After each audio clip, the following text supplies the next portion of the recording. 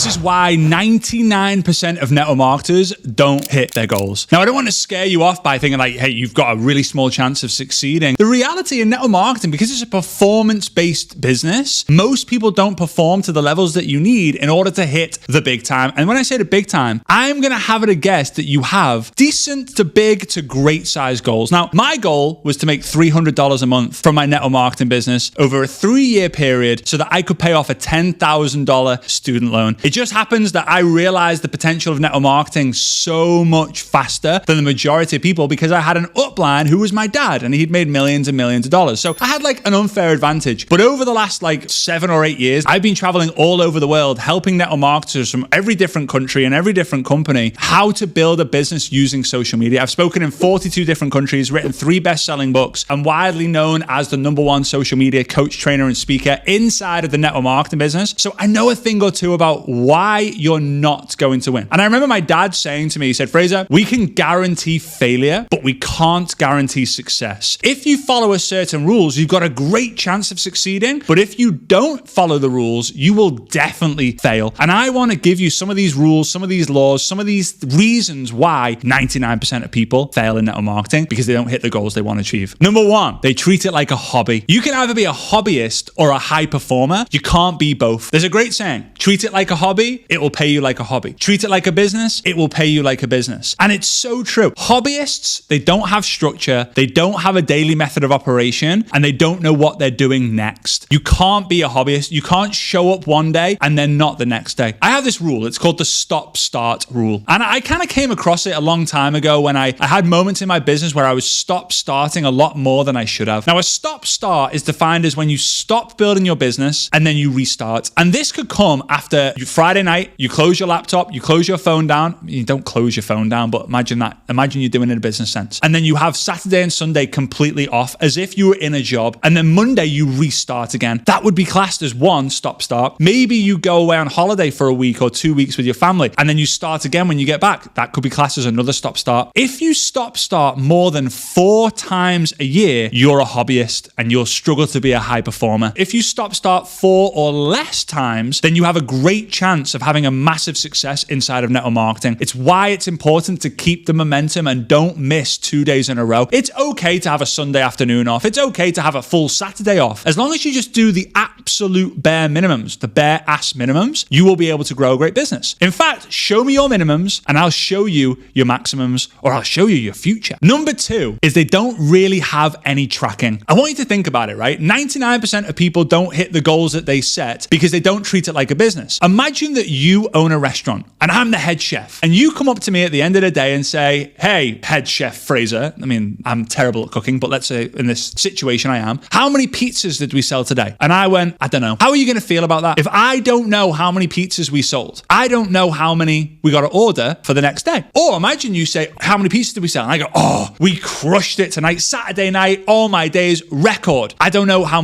many we sold, but it was a lot. So how many do you order for the next day? A lot? No. I need to be able to tell you we sold 82 plain pizzas and 182 pizzas with chicken, for example. Now I know the number. Now I can do some projections. And the same in your business. If you come to me and you say, I don't know how many people I spoke to this week, I spoke to a lot of people this week, or I didn't speak to enough people this week, that's not good enough. If you want to make sure you reach the goal that you set, you need to know the numbers. I spoke to 100 people, for example. I invited 40 of them. I did presentations with 20 of them. I followed up with 5 of them and I got a customer. Now I know you speak to 100 people, you get 1 customer. So if you say to me, hey, Frazer, I really want to get 10 customers a month, then I'm going to go, okay, you need to have 1,000 conversations. Now, it will require a lot less than 1,000 conversations, but those are just the numbers, for example. If you know your numbers, you can predict your future. If you don't know your numbers, you won't have activity-based data, meaning you'll just keep working and working and working, expecting a different result, which will turn you insane. Instead, you go, if I do this amount of activity, I should get this amount of result. But over time, the more I do it, the better skills I get, the better I get at it, the more confidence, the more posture, the more trust that I can create, the better I look, that my glow up will improve with the products, and so on and so forth. So then your numbers get better and you get excited because then you have the skill and the ability to help someone else. So treat it like a business and have a proper tracking system set up to track your activity. Number 3, this is a big one. They chase too many shiny objects. Now, this could be a number of different things. They could be obsessed with one leader and then another leader and another leader, and they get obsessed with the next shiny success story. And that creates the overwhelm because one person might build it on TikTok, the other person might build it on YouTube, the other person might build it on Facebook, the other person might build it on Instagram. One person says they don't contact their warm contacts. The other person says they only contact people offline. The other person says they don't use tools. The other person says, so there's so much conflict that they never stay focused on one path. And that's what focus is, right? Focus, Focus. Focus on one course until successful. Focus everywhere creates momentum nowhere. Focus in one place creates momentum in that one place, which will take you to the moon, hopefully, if that's what you want and that's your goal, right? Not the moon, actually the moon, but the moon in terms of big success, right? So again, you could be focused on shiny objects as people. You could be focused on shiny objects as platforms. Like I want to build on Facebook and I want to build on TikTok and I want to build on Instagram and I want to build on YouTube and I want to build on LinkedIn. Stop. If you have one platform, one message, one offer, you can have massive success. My entire brand was built from me doing a Tuesday night live at 9 p.m. UK time every Tuesday on Facebook. That was it. That's all I did. And my offer was I was selling a book, like my own book that I wrote, I Dare You, right? So you could go, I'm going to use Instagram, I'm going to use Reels and the Messenger, and I'm going to sell my product. So you have one platform, Instagram, one message, which could be like you help women improve their skincare or you help men get more energy. And then the offer is the product or the business. Keep it simple. You don't need 5 platforms, 3 different messages, 24 different offers because you're promoting all these different products. Keep it simple. That's why most people fail, because they get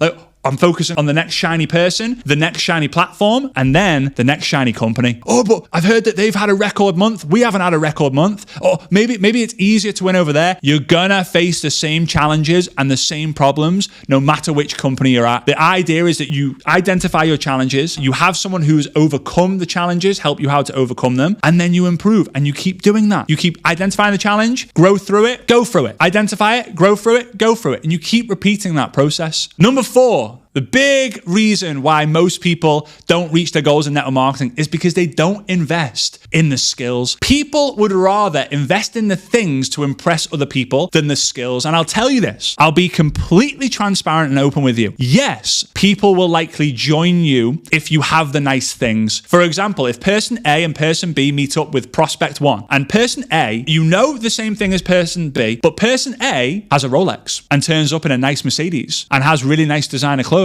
And person B does not. The prospect is most likely to join person A because of the things that they have. That's the reality. That's the world that we live in right now. Should it be that way? No, but it is. However, the person who joins the business will stay because of who you are. So if person A and person B, person A has all the things and no skills because they spend all their money on the things, but person B spends all their money on the skills. Yes, they might recruit less people initially, but they'll keep more people because of the person who they are. People get excited about people who are growing and contributing. They get less excited about their upline, who's the only one in the team who've had success, turning up in the Porsche, the Ferrari, and the Mercedes. Eventually, people are going to get annoyed and upset with that because they're spending all their money on going on these nice holidays instead of spending all their time helping you win. When it comes to investing in skills, start with books, then go into like online courses, then go to in-person events, then go and find an internal and external mentor, meaning a mentor in your company and a mentor out of your company, because the mentor out of the company gives you different perspective. There are people like Rob Sperry, Eric Worre, myself, depending on the style that you like Eric and Rob are in the US. I'm obviously international. I'm outside of the US. There are lots of different people who have the skills and the knowledge and experience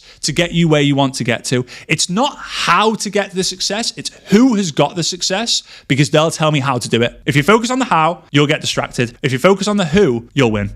And the last reason why most people won't hit the goals that they've set in network marketing is they have a mindset full of limiting beliefs. And it's totally normal. I call them the 10 demons of dreams. These are the demons that are on your shoulder, whispering into your ear every single day. You're not good enough. Maybe it is a pyramid thing. You're too easily distracted. You love to procrastinate. You're blaming other people. It won't work for people like you. You don't don't have the time to do this. You can't be a mum and a successful business person. You're not good at sales. You're not. There's so many reasons why you shouldn't be able to win. But here's the thing. If you don't win, who loses? If you don't go out there and build a business, who loses? Probably your family. And this is what my dad used to do with me. Now, it's going to be very difficult for the majority of you to do this, but I became his greatest accountability partner without even knowing it. We all need a level of accountability to be able to move forward. But this is what happened. Every night, whilst I was younger, every day he was building his business, every night he would tuck me into bed. Not like 100% of the nights because he was traveling sometimes, but he would either look in my eyes and say one of two things. Frazer, you are going to be so proud of the work that I did today 10 years from now. Or he said, Frazer, you're going to be so ashamed of me for the work that I didn't do today 10 years from now. He only told me the second option, the ashamed option, twice that in all the time that I can remember doing it. And he couldn't even look at me in the eyes. And he was so disappointed. He was so excited when he did the work and told me I was going to be so proud of him. And you know what? I am so proud of my dad. I mean, he's my biggest inspiration. He's my number one hero. He's my mentor. Everything that I've learned today is because he opened my mind to a different way of living, a different way of life, a different way of impact, a different way of transformation. And it's because every single day he showed up, he did the work, he eliminated his limiting beliefs. Although they're always going to be there, your success story just has to be bigger than your excuse story. The reason why you want to do it has to be bigger than the reason why you don't want to do it. Your belief story has to be bigger than other people's belief stories. Otherwise, you will let the belief stories of other people determine your own belief system, right? And a belief system is BS. We all know what BS means in a different way as well. So those are 5 of the reasons why most people don't hit their goals. Maybe it's not 99%, but most people don't reach their goals in network marketing because of those 5 reasons. So now I want you to identify which one of those 5 that you've got and start working on them to make sure that you give yourself the best chance of winning. And if you like this sort of content, we've got much more to come. Smash the subscribe button, give us a thumbs up, and I'll see you next time.